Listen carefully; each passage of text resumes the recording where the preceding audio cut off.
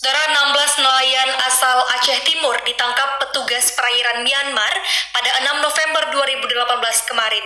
Hal itu dipastikan oleh Panglima Laut Kuala Idi Kabupaten Aceh Timur setelah mendapatkan kabar langsung dari para nelayan Aceh Timur. Berikut informasi selengkapnya. Beginilah kondisi di Pelabuhan Kuala Idi Kabupaten Aceh Timur pasca ditangkapnya 16 awak KM Bintang Jasa di perairan Myanmar. Aktivitas di Pelabuhan Kuala Idi masih berjalan seperti biasanya. Terlihat para nelayan masih melakukan aktivitas pembongkaran ikan hasil tangkapan para nelayan Kuala Idi.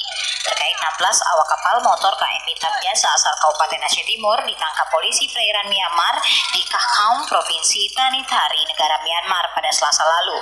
Berdasarkan informasi, 16 nelayan Aceh Timur ditangkap karena permasalahan imigrasi atau masuk ke perairan negara Myanmar tanpa izin.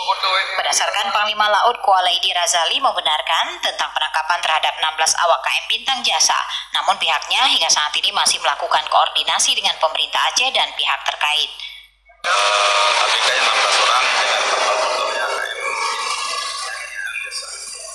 Saat ini apa ada kabar dari mereka? Upaya yang sudah kita lakukan, Pak. Upaya kita lakukan ada pemberitahuan pada